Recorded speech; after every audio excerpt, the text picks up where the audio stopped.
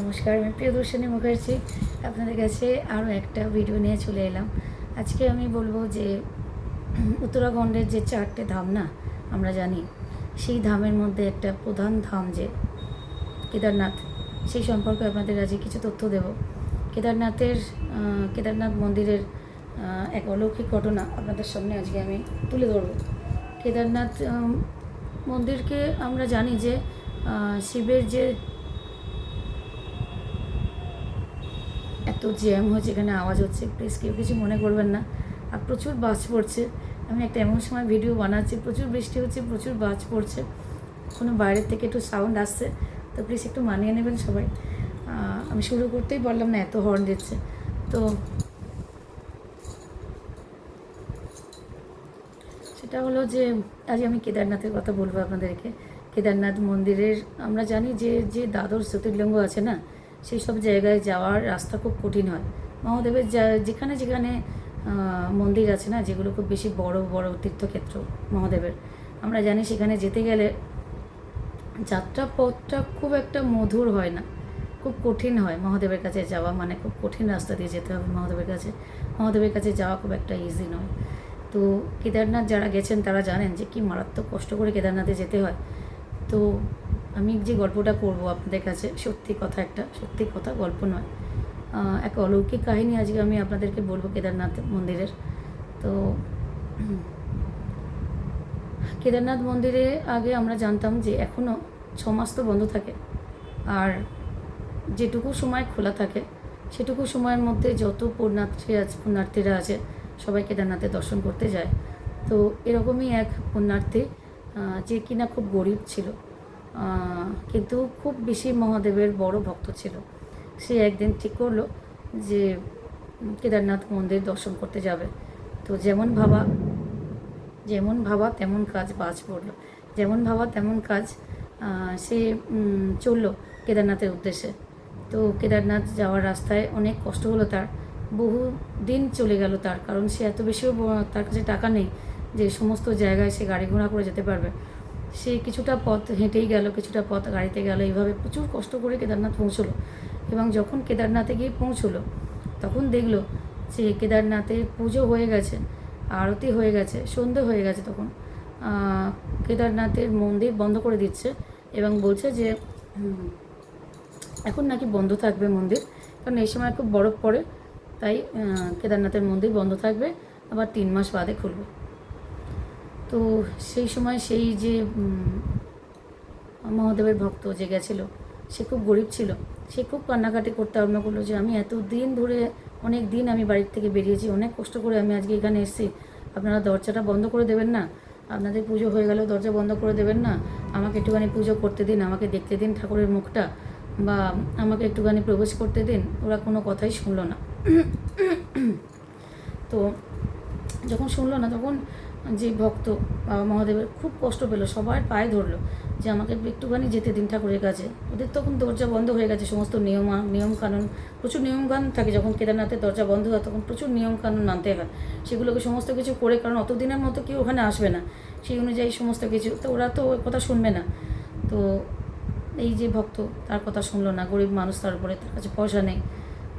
সবাই দেখলো যে এ তো একটা সাধারণ তুচ্ছ মানুষ, আর ওর জন্য নিশ্চয়ই ওদের কথাগুলো, ওরা যে নিয়মগুলো মেনে চলছে এতদিন, সেটা নিশ্চয়ই ওরা চেঞ্জ করতে পারবে না। তাই ওরা ওকে বললো যে তুমি এখন বাড়ি চলে যাও, এখন তো আর খোলা হবে না, এখানে এখন ঠান্ডা, ভীষণ বরফ পড়বে, কেউ থাকবে না, একটা পাখিও থাকে না এখানে, তো তুমি কী করে থাকবে বলো, তুমি চলে যাও, বাড়ি চলে যাও, আবার অনেক দিন বাদে যখন খোলা হবে তখন তুমি আবার এসে তুমি বাবা মহাদেবকে দর্শন করো।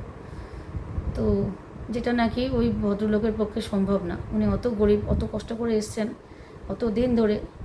তো উনি তখন ভাবলেন যে কারোর সাথে কোনো কিছু কথা না বলে উনি চিন্তা করলেন যে আমি এখানেই থাকবো, আমার আর কোথাও যাওয়ার দরকার নেই, আমি এখানেই থাকবো, আমি স্থিতিকাল এখানেই থাকবো, থেকে আমি ঠাকুরের দর্শন করে তারপর আমি বাড়ি যাব।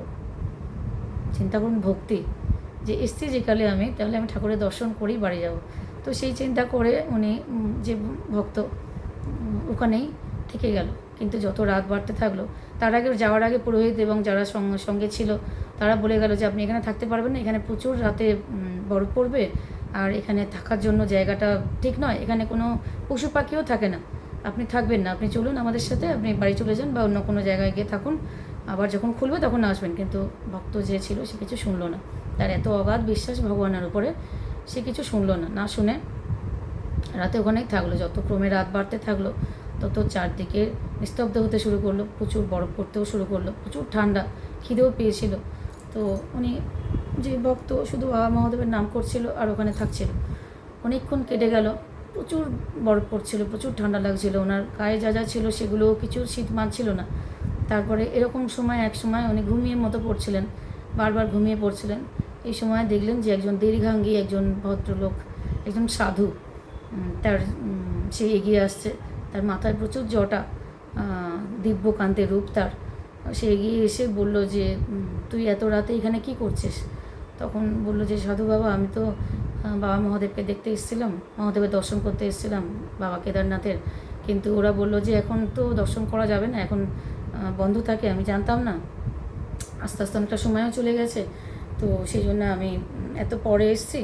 তো ওরা আমাকে বলল যে এখন তো আর দেখা হবে না, তাই আমি এখানেই বসে আছি, আমি একেবারে বাবা কেদারনাথকে দর্শন করেই যাব। তখন ওই সাধু বলল যে কী করে হবে সেটা সম্ভব, তুই এতদিন এখানে এইভাবে না খেয়ে থাকবি কী করে? আচ্ছা ঠিক আছে, তুই এক কাজ কর, তুই নয় কাল সকালে চলে যাবি, বলে ঝোলা থেকে কিছু ফলমূল তাকে দিল, ওই ভক্তকে দিয়ে, আর বললো কিছু কাঠ এনে ওর সামনে জ্বালিয়ে দিল, দিয়ে বললো তুই এত ঠান্ডা নামে থাকতে পারবি না, বলে কিছু কাঠ ফাট এনে চারদিক থেকে জড়ো করে সেটা আগুন জ্বালিয়ে, সামনেটা আগুন জ্বলছে, আর তখন ফলমূল যা পেলো সেগুলো নিয়ে খেতে আরম্ভ করলো। কিছুক্ষণ বাদে দেখলো যে সাধুটাকে আর দেখতে পেলো না। তো তখন ভাবলো যে ঠিক আছে, এরকম কোনো সাধুও তো এখানে আছে, আমি একা নেই তাহলে, এই ভেবে ফলমূল খেয়ে খুব বেশি ক্ষুধার্তও ছিল, খুব বেশি ক্লান্ত ছিল যে ভক্ত বাবা মহাদেবের, সে খুব ক্লান্তও ছিল।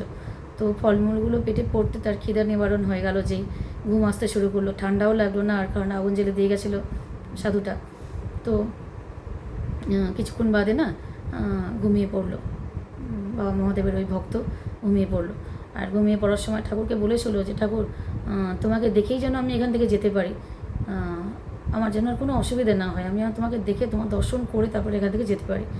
তো এই চিন্তা করে এই বলে ঘুমিয়ে পড়লো, যে ভক্ত সে ঘুমিয়ে পড়লো।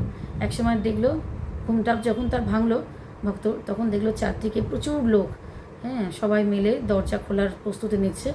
তো দরজা খোলাও হচ্ছে, দেখলো, দেখে দূর থেকে চোখ মুখ পরিষ্কার করে যা করে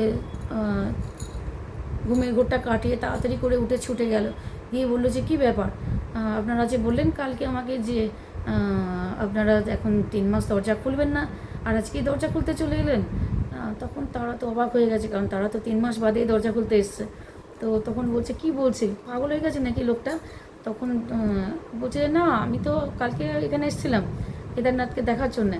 তো আপনি তো যে পুরোহিত তাকে বলছে, আপনি তো বললেন না যে 3 মাস বাদে খুলবে, তুমি বাড়ি চলে যাও, তুমি এতক্ষণ থাকতে পারবে না, এতদিন এখানে বৃষ্টি অনেক বরফ পড়ে, তারপর এখানে খাবার কিছু নেই, জন্তু জানোয়ারও আসতে পারে, এখানে কোনো জন্তু জানোয়ারও শীতের জন্য আসে না, মন্দির বন্ধ থাকে, তাহলে আপনি আজকে খুলতে এলেন কেন? তার মানে আপনার মনে হয়েছে যে আমি এত দূর থেকে এসেছি, আমাকে আপনার মনে হয়েছে, মনে দয়া হয়েছে যে কেদারনাথকে আমি দেখবো বলে আপনি সেই জন্য এসে দরজা খুলছেন।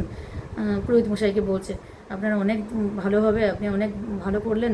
তখন পুরোহিত মশাই বলছে যে কি বলছো তুমি, আমি তো 3 মাস বাদে ঠিক সময় দরজা খুলতে এসেছি। তখন পুরোহিত মশাই না চিন্তা করতে লাগলো যে হ্যাঁ, একে তো আমি দেখেছিলাম একদিন, যেদিনকে আমি দরজা বন্ধ করছিলাম, তখন তো এসে বলেছিল যে আমি দেখবো ঠাকুরকে। আমি বলেছিলাম যে এখান থেকে দেখা হবে না, চলে যাবে। তখন পুরোহিত মশাই সব ঘটনা মনে পড়লো। তখন পুরোহিত মশাই ওকে জিজ্ঞাসা করলো যে তোমার সাথে এর মধ্যে কী কী হয়েছে। তখন পুরোহিত মশাইকে ভক্তটা বলল যে আমি তো শুয়েছিলাম, খুব ঠান্ডা লাগছিল, খুব খিদে পেয়েছিল, এই সময় একজন দীর্ঘাঙ্গী অনেক একটা সাধু আমাকে এলো, দিব্যকান্তের রূপ তার, সে সারা মাথায় জটা, সে এসে আমাকে বলল, গায়ে বাকছাল পরা, সে আমাকে এসে তার ঝোলা থেকে কিছু ফলমূল দিল, দিয়ে আর সামনে কিছু কাঠ এনে আগুন জ্বালিয়ে দিল যাতে আমার এত শীত না করে। আর সে তো আমাকে এসব দিল, আমি ঘুমিয়ে পড়লাম।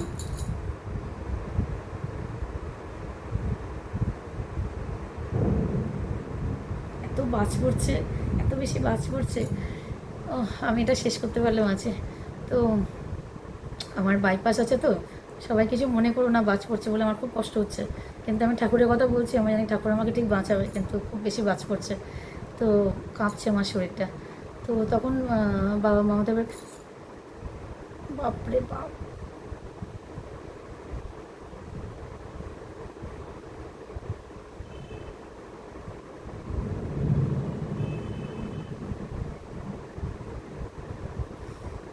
শেষ করতে পারলে মাঝি।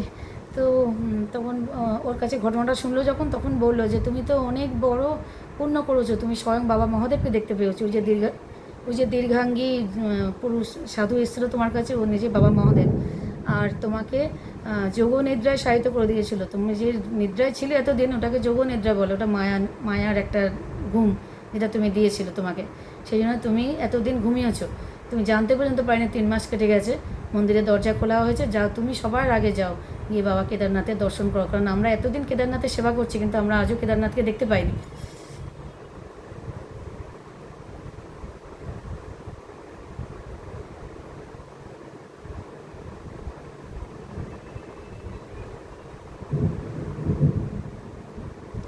কি আরে বাজ করছে। তো কেদারনাথকে তুমি দেখতে,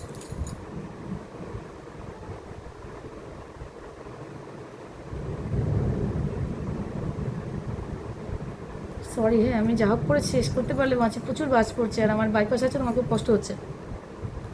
তো তখন বললো যে আমরা পুরোহিত হয়েও আমরা দেখতে পাইনি, তুমি তো বাবা কেদারনাথকে দর্শন করেছো, তো ভাবতে পারা যায় যে কেদারনাথ কতটা জাগ্রত, যে তার জন্য একজন এসে মন্দিরে বসে আছে বলে, তাকে দেখবে বলে সে দর্শন তো দিয়েও গেল, যোগনিদ্রায় শায়িত করে গেল, যাতে সে 3 মাস কেটে যায়, সে জানতে না পারে।